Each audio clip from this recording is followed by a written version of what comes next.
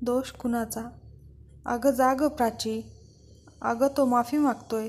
2 मुलं आहेत. सोपं नाही एकटं जगणं. तो म्हणतो ना आता नाही करणार असं. चूक झाली म्हणतो ना. आई प्राचीला समजावीत होती. आई चूक आणि गुन्हा यात फरक आहे. चुकीला माफी असते, गुन्ह्याला नाही. अगं पण एक संधी दे त्याला. संधी मी जर अशी चूक केली असती तर मला दिली असती संधी? नाही ना. आणि माझं तुझ्यावर ओझं होत असेल तर मी वेगळी राहील. शिकलेली आहे, नोकरी करून आपलं पोट भरेल. मग तुला काय अडचण आहे? ठेवायला तयार आहे. तुला म्हणायचं काय आहे? त्याची इच्छा असली तर तो मला ठेवणार, नसली तर जा म्हणणार. तो ठेवून घ्यायला मी काय वस्तू आहे? एकटं जगणं पण एवढं सोपं नसतं बेटा. मध्येच बाबा म्हणाले. हो ना, एवढं सोपं नसतं. पण आपला आत्मसन्मान गहाण टाकून तडजोड करण्यापेक्षा नक्कीच सोपं असतं असं मला वाटतं. असं म्हणून प्राची रागाने बेडरूममध्ये गेली. डोळे लावून विचार करू लागली. तिला लग्नापासूनचे दिवस आठवू लागले. प्राचीचे 6 वर्षापूर्वी अजयशी लग्न झालं होतं. प्राची उच्च शिक्षित, अजय सॉफ्टवेअर इंजिनियर. दोघांची नोकरी 2 शहरात म्हणून प्राचीने नोकरी सोडली. सुखाचा संसार सुरू होता. म्हणजे प्राचीला आणि आजूबाजूच्या लोकांना तरी सुखाचा संसार दिसायचा. दर 2 महिन्याने अजय प्रोजेक्टच्या निमित्ताने मुंबईला जायचा. नोकरीचा भाग म्हणून प्राचीने ते स्वीकारलं होतं. पूर्वी तो मुंबईला गेला की ती माहेरी यायची. हल्ली मात्र ती तिथेच एकटी राहायची. असं सगळं सुरू असताना 2 मुलांची आई झाली. बाळंतपणात प्राची माहेरी असली की त्याचे मुंबईचे प्रोजेक्ट जास्तच असायचे. कोरोना काळात सगळ्यांना वर्क फ्रॉम होम असताना त्याचे प्रोजेक्ट मात्र सुरू होते. आता तर त्याचा प्रोजेक्ट 4 महिन्याचा होता. इतके दिवस एकटी राहण्यापेक्षा ती माहेरी आली. त्याचा प्रोजेक्ट संपल्यावर तो घ्यायला आला. हल्ली त्याचं वागणं बदललं होतं. कुणी त्याच्या मोबाईलला जरी हात लावला तरी तो चिडायचा. प्राचीशी तो अंतर ठेवून वागायचा. मुलाशी पण तुटक वागायचा. तिला वाटायचं कामाचं टेन्शन असेल. मुलाचा ऑनलाईन क्लास सुरू असताना प्राचीचा मोबाईल बंद पडला. तिने त्याला मोबाईल मागितला तर अनेक बहाणे सांगून नाही दिला. शेवटी लॅपटॉप दिला. मुलाचा क्लास झाल्यावर ती कॉम्प्युटर बंद करताना एक विंडो बंद करू लागली. तिला व्हॉट्सअप वेब ओपन दिसलं. उत्सुकतेने तिने ते उघडलं तर तिच्या पायाखालची जमीनच सरकली. एका स्त्रीसोबत त्याचं चॅटिंग होतं. त्यावरून स्पष्ट दिसून येत होतं की त्याचे त्या स्त्रीशी अनैतिक संबंध आहेत. म्हणजे या प्रोजेक्टसाठी जायचा हा वारंवार मुंबईला, प्राची मनात म्हणाली. तिने स्क्रीनशॉट काढून आपल्या मोबाईलवर सेंड केले. तिने त्याला त्या स्त्रीबद्दल विचारले. आधी तर त्याने चक्क नाकारले. तिने प्रूफ दाखवल्यावर तो कबूल झाला. त्याने मान्य केले की कित्येक वर्षापासून त्याचे संबंध आहेत. तो प्रोजेक्टच्या नावाखाली जायचा. तिला इतके वर्ष फसवीत होता. तिला फार धक्का बसला. वाटलं त्या क्षणी सोडून द्यावं. पण मुलांसाठी तडजोड करण्याचे ठरवले. ती म्हणाली, बघ अजय, तू इतकी वर्षे मला फसवीत आला तरी तुला मी एक संधी देते, तीही आपल्या मुलांसाठी. त्यांना बापाचं प्रेम मिळावं म्हणून. एकतर ती किंवा मी. तुला दोघीतून एकीची निवड करावी लागेल. तिला मी सोडू शकत नाही. तुला राहायचं असेल तर तू राहू शकतेस. मी तुला आणि मुलांना सांभाळायला तयार आहे. आमचं प्रेम होतं. तिला मी सोडू शकत नाही. अरे पण आता तिचं लग्न झालंय.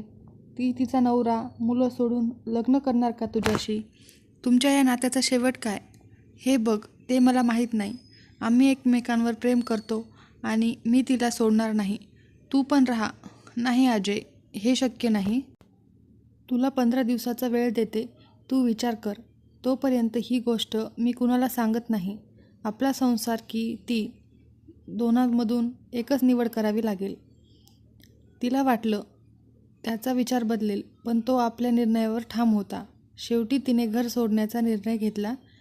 ठीक आहे अजय, तू तुझ्या निर्णयावर ठाम आहेस तर मग मी जाते मुलांना घेऊन. जशी तुझी मर्जी.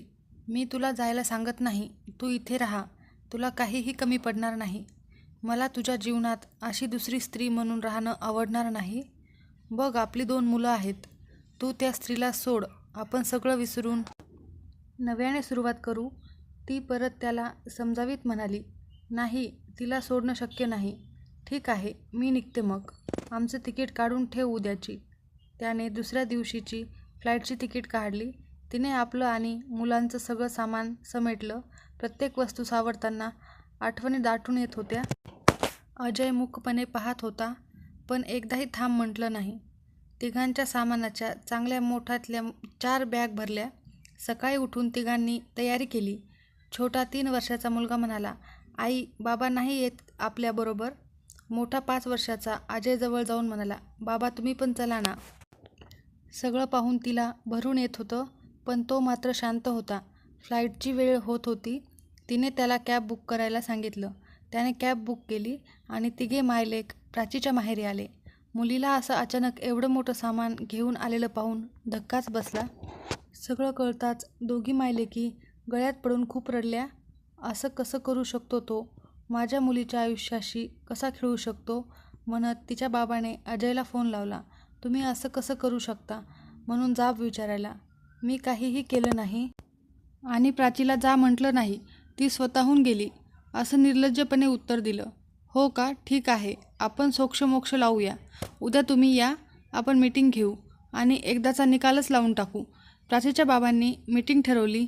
त्याच्या आई, बाबा, बहीण आणि प्राचीचे नातेवाईक. मीटिंगमध्ये मात्र तो न रमला. त्याच्या आईवडिलांनी सांगितलं, हा जर प्राचीला सोडून त्या स्त्रीसोबत राहणार असेल तर आमचा संबंध संपला. समाजात होणारी बदनामी आणि आई-वडील, बहिणीचं प्रेशर, त्यामुळे त्याने नमते घेत गुन्हा मान्य केला. पुन्हा असं करणार नाही याची ग्वाही देऊ लागला. पण प्राचीने ठाम सांगितलं, मला याच्यासोबत राहायचं नाही. याने आमचा खर्च करावा, मला ठराविक रक्कम खर्चायला द्यावी. सगळे तिला समजावू लागले. बेटा, आता तो पुन्हा असं करणार नाही म्हणतो ना, माफ कर त्याला, आम्ही तुझ्या पाठीशी आहोत. सासूबाई व बहीण तिला समजावीत म्हणाली, वहिनी चल ना आपल्या घरी, एक संधी दे ना त्याला, म्हणून विनवू लागली. आई बाबा मुलीचा संसार उद्ध्वस्त होतोय म्हणून दुःखी होते आणि जावाई माफी मागतो तेव्हा तिने माफ करावे याच विचाराचे. प्राची मात्र आपल्या निर्णयावर ठाम होती. परत दुसऱ्या दिवशी तो प्राचीच्या माहेरी आला आणि रडत रडत तिचे पाय धरले. मला माफ कर प्राची, मी पुन्हा असं करणार नाही. अजय, पाय सोड, ही नाटकं बंद कर. मी पुन्हा तुझ्यासोबत राहू शकत नाही. सध्या तरी मी आपल्या विचारावर ठाम आहे. भविष्यात माझा विचार बदलला तर विचार करेल, पण आता सध्या मला तुझ्यासोबत राहणं शक्य नाही. तो रडतच निघून गेला. आई वडील, नणंद, सासू सासरे सगळे तिला समजावीत होते, त्याला माफ कर म्हणून तिला विनवत होते. बाकी नातेवाईक पण ती माफ करीत नाही म्हणून तिलाच दोष देत होते. ती विचार करते, खरंच माझा दोष आहे का? विश्वासघात त्याने केला, व्यभिचार त्याने केला आणि परत तसं वागणार नाही याची काय गॅरंटी? खोटे खोटे 2 अश्रू ढाळले, त्याची सगळी पाप धुतले गेली आणि मी त्याला माफ करीत नाही म्हणून मी मात्र दोषी. हा कुठला न्याय?